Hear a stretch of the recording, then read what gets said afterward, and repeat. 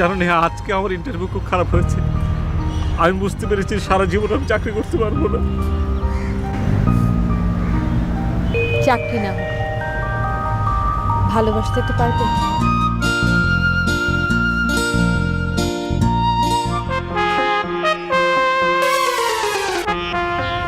দেন ভাই দেন, থামলেন কেন? আর একটু দেন।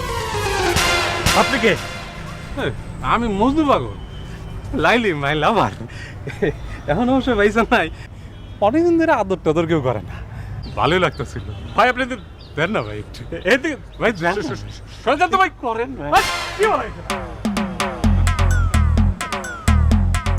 পুলকের সিভিটা পড়লাম, অনেক ব্রিলিয়ান্ট রেজাল্ট। এই রেজাল্ট নিয়ে এতদিন বসেছিল কেন? চেষ্টা তো করছে, কিন্তু সব জায়গায় তো একই অবস্থা। হ্যাঁ, এটা একটা প্রবলেম। তবে তুমি চিন্তা করো না, আমি অফিসিয়ালি সব কথা বলে রেখেছি। কাল জাস্ট ওর একটা ফর্মাল ইন্টারভিউ হবে, ধরে নাও ওর চাকরিটা হয়েই গেছে। Thank you. I'd rather eat live sea urchins. Sounds good. You make the reservations, I'll be back before you can say, there.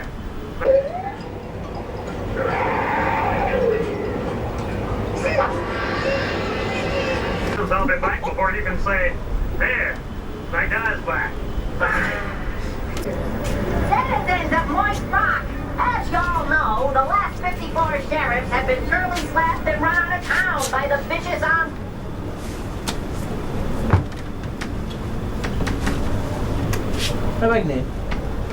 কি হয়েছে? মন খারাপ কেন? ইন্টারভিউ ভালো হয়নি? চিন্তা করো না তো, এক জায়গায় ভালো হয়নি আর এক জায়গায় হবে না। না মামা, আমি বুঝতে পারছি, আমাকে দিয়ে কিচ্ছু হবে না।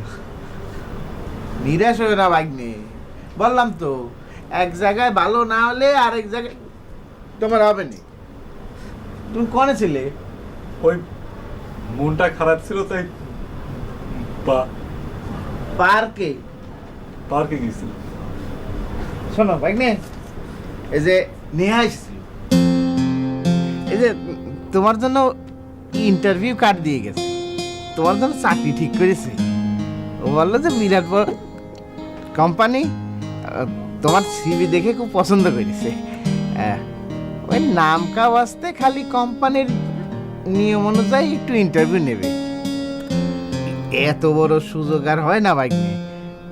এ সুযোগ আছড়া হলে জীবনে আর এরকম চাকরি পাবা না। নেয়া একখানা কার্ড দিয়ে গেছে, বুঝলা? সকালবেলা ওই ঠিকানা অনুযায়ী ওখানে পৌঁছে যাওয়া।